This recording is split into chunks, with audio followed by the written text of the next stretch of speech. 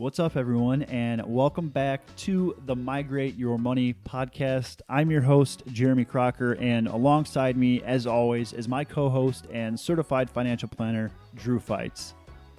In today's episode, Drew and I start off our conversation talking about the greatest spectacle in sports, the Indianapolis 500. We talk about some very interesting facts regarding the stadium and the race itself, of which I'm completely blown away by. We then dive into our main topic for today, which is tax loss harvesting. So with the exception of a mouthful, what exactly is tax loss harvesting? Who can take advantage of it? Or how does it even work? How about the rules behind it? Or what should we look out for? We cover all of this in today's episode. So without further ado, please enjoy. Well, Drew, at the time of this recording, it's mid-May. And if I'm not mistaken, I'm pretty sure there's some sort of big time event during the month of May, right? I think you might be right about that one. Oh, that's right. That's right. So there's the Centerpoint Brewing. They have their first outdoor trivia night of the year, Drew.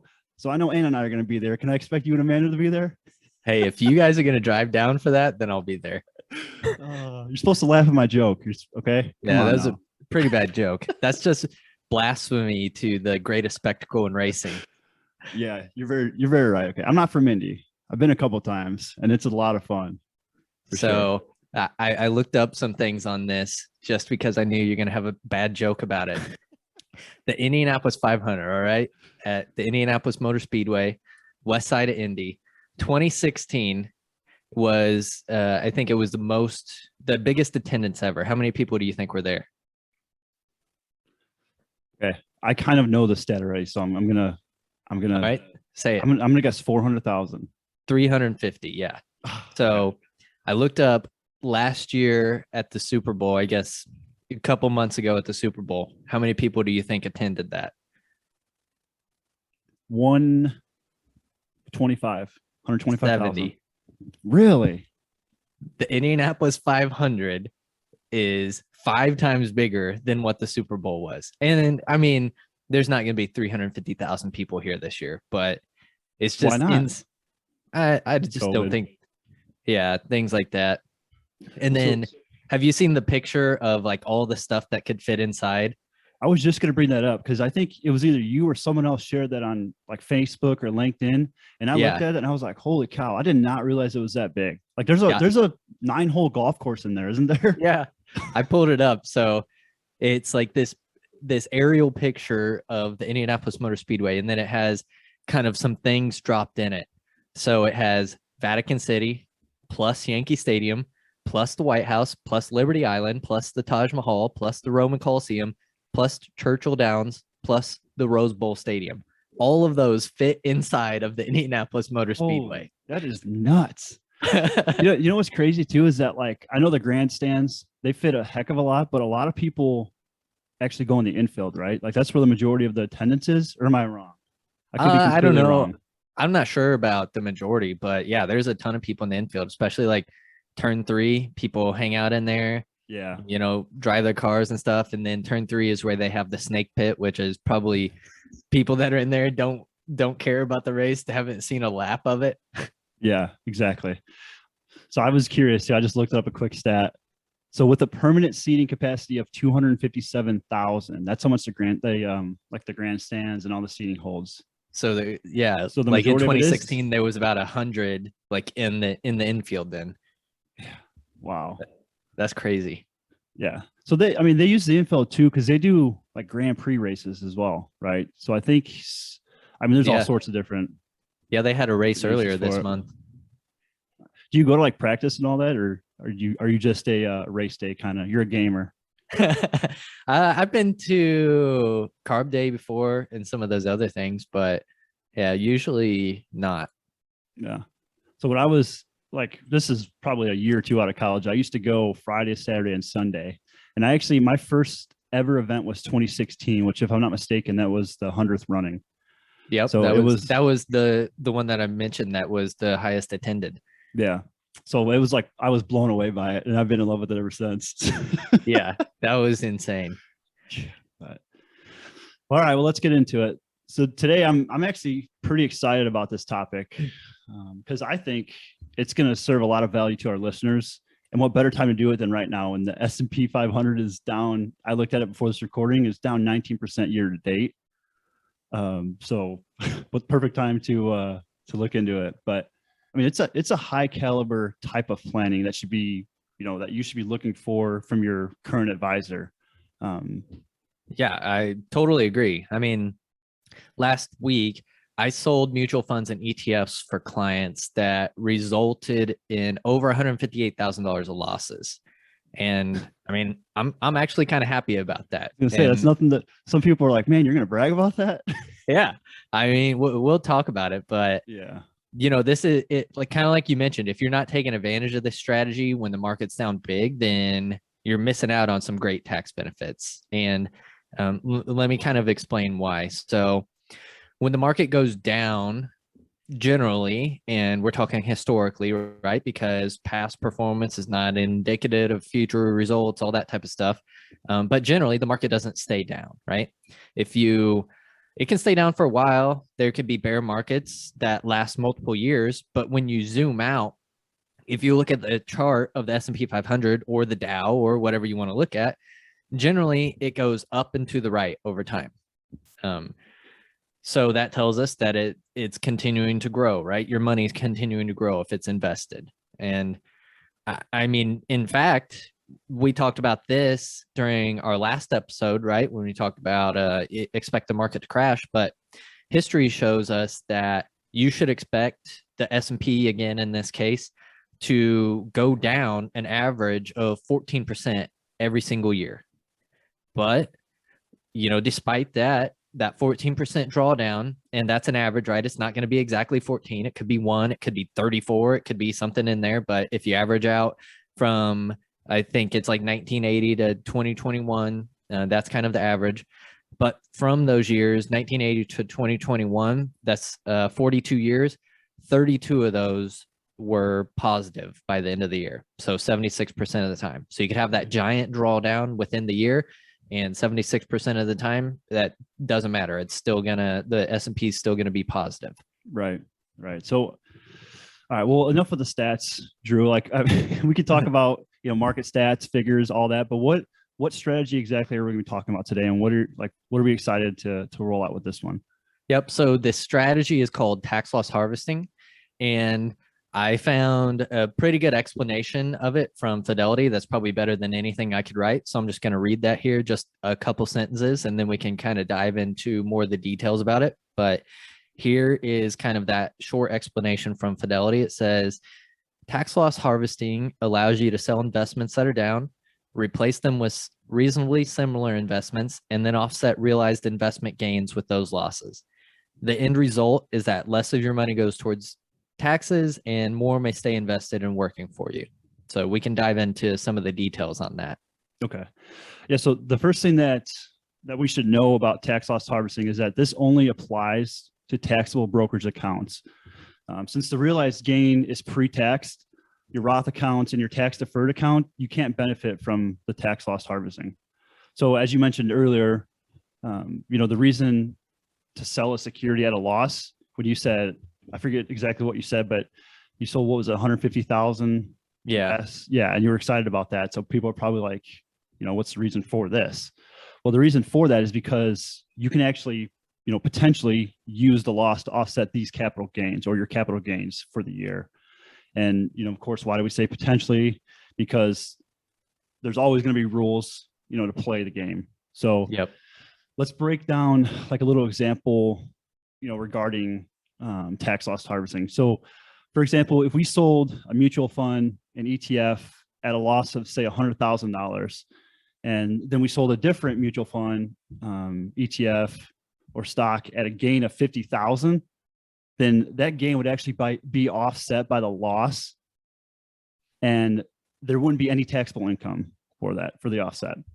So notice that there's still going to be that $50,000 of losses left over.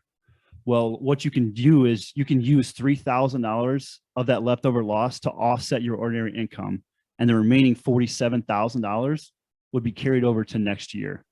So next year we could technically take $47,000 of gains and not pay any taxes on them, since we have the carry forward loss.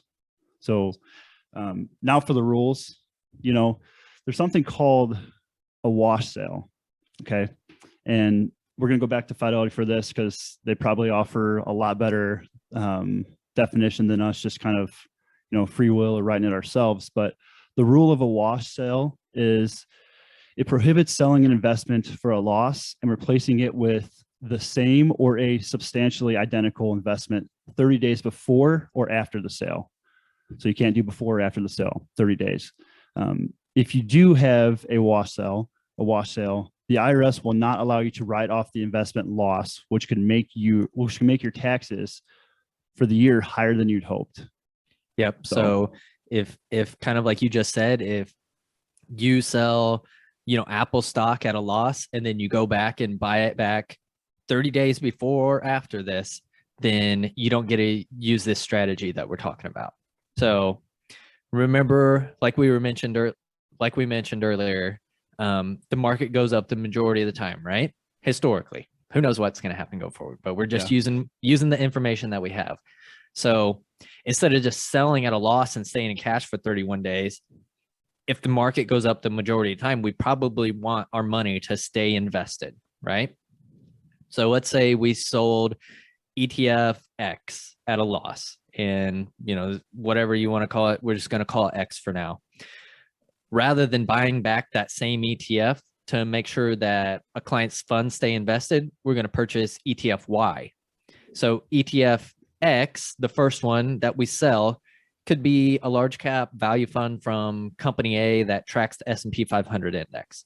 And then the other one that we buy could be a large cap value fund from a different company that tracks a different index. So since these funds are from different companies and they track different indexes, they're considered different enough to not cause a wash sale. So something that I think is important to note is that this wash sale rule was created with individual stocks and bonds in mind. I don't remember when it was created, but this is a really, really old rule from the IRS. So there's not necessarily any formal guidance from the IRS on how this works for ETFs and mutual funds. This would be more if you sold an individual stock and then bought it back within 30 days before or after. So they are kind of pulling some information from some other rulings to figure out how to make sure not to create a wash sale with ETFs and mutual funds. So that's kind of the just a little disclaimer there. But this can be really tricky to work through when there are multiple accounts, because you got to make sure not to trade a substantially identical security within any of those accounts within 30 days before or after sale. So yeah, we're selling in a taxable brokerage account, non-qualified account, whatever you want to call it, right? But let's say we sell, this ETF in the taxable account. Well, we can't go back and buy that in an IRA or a Roth IRA. That's going to cause a wash sale. Well, that's a pretty good key right there, or a pretty good, I guess, note that I think people would definitely need to understand, because it's not just the taxable account, right? It could be anything. Yeah, and technically, I don't know how this would be flagged. I mean, I guess if you were audited, but if you sell the S&P 500 fund in your taxable account and then you go and buy a security that tracks the S&P 500 in your Roth or your IRA or whatever, that's technically going to create a wash sale because it's substantially identical, right? So what you could do, like we said, buy a security that's different enough that it's not going to cause a wash sale so that you stay invested. And then once the 30 days has passed, you can go back and look at your portfolio and see if it makes sense to trade back into your original security, kind of, we'll call it our preferred securities list because that's what we have. Or if you just want to keep the one that you bought as a result of tax loss harvesting, because hopefully, potentially, there could be gains that you might have to sell and make gains. So, this is going to be dependent on each person's individual situation, whether it makes sense to keep what you bought back or to go back to your original securities. Okay. So, Drew, there's a lot. I mean, the concept seems very simple, right? Seems extremely simple to just the way that he explained it. It seems simple, but as far as, actually doing the thing, actually tax loss harvesting, there's a lot that goes into it. Would you agree with that? Yeah, for sure. Yeah. I mean, there's a lot of time spent. So the last element that I really wanted to talk to you about is ask you, when, how, or I guess I should say, like, for a normal investor, can they even take part in tax loss harvesting themselves? Or is this something that, they need a financial professional to do, correctly, or to even perform at all? And, we mentioned earlier that taking advantage of this is when the market's up big. Well, exactly how big? How big are we talking? Or how little are we talking to where it's not worth it? Yeah. So let's start with kind of the first one there. Could just a retail individual investor take advantage of this? I think so. I mean, like we mentioned, there are a lot of rules that you have to make sure to follow to make sure that you don't cause a wash sale, that you do this correctly. But I mean, in reality, what does it involve? It involves logging into your investment account and selling something and buying something else. Or, I mean, if you don't want to, then selling something and going back 31 days later and buying it back. So I'm sorry to stop you, but I was just going to say, going into your investment account, selling something and buying something else. Well, there's a lot of research that goes into buying something else because there's different regulations that you have to follow to make sure that you're not creating that wash sale. So yeah, that's true. Like for these clients that we were talking about that we traded last week, one of them had like, I can't remember, a lot, like 9 different accounts, and one of them had 4 different accounts. So it's okay, looking at what they're all invested in, and then looking for those alternatives that we're going to put the money back into, and making sure across all these accounts that we're not creating a wash sale, right? So you're right. And it's also the research, kind of doing the due diligence of making sure that it's a fund that I would be happy to have the clients invested in over the long run. If, I went back in 31 days and looked at it and the fund is just dominated and I don't want to take the gains on it for whatever reason, and I said, yeah, let's just let it ride, that's something that we got to be confident in as well. Okay. Perfect. Yeah. Like I said, I mean, we kind of summed it up and it seems simple, but when you actually think about the concepts, there's a lot that goes into it. So I wanted to clear up that portion of it is all. Yeah, for sure. And I think the second part that you asked was, when would you take advantage of this, right? And again, this is personal finance, so the answer is it always depends. But right. If you have $500 in your brokerage account, does it make sense to sell that and take the loss on it and buy something else? Maybe it's not worth your time. I think generally there's not really a good, hey, you do this then. But if the market starts getting down 10% or so and you have a brokerage account that has some good money in it and you want to take advantage of this, then that probably makes sense. Other than that, I don't really have a great rule of thumb, but I wouldn't take advantage of it every time there's a 2% drawdown or something, because that's pretty common. You know what I mean? So I mean, at the end of the day, it is good to have someone on your side. Yeah, for sure. Down to it. Yeah, someone that can actually do that full time, because I mean, like you said, it takes time to log in your investment account, to sell something, to do research on it, and then to buy a certain index or whatever you want to do that's not 100% related to it. So, all right, Drew, I appreciate you explaining that. I think that's something that's very valuable, and I kind of wanted, like I said earlier, wanted to make mention that it's not as easy as it sounds. There's a lot of work that goes into it. So, but all right, guys, I appreciate you. Thank you for listening. Thank you for watching. If you found any information in this beneficial, please like, share, subscribe our YouTube channel. Also, if you could, go ahead and give us a rating on Spotify or wherever you're listening. And just a reminder too, we specialize in providing, fee-only financial planning and investment management services for people in their 30s and 40s. So if that sounds like something that you're interested in, go ahead and visit our website at migrationwealthmanagement.com and click on, request a free meeting button on the top right. We'd love to sit down with you, hear your story, hear your background, and just love the opportunity to show you kind of who we are and what we do. This podcast is for informational and entertainment purposes only and should not be relied upon as a basis for investment decisions. None of the information provided in this podcast is intended as investment, tax, accounting, or legal advice.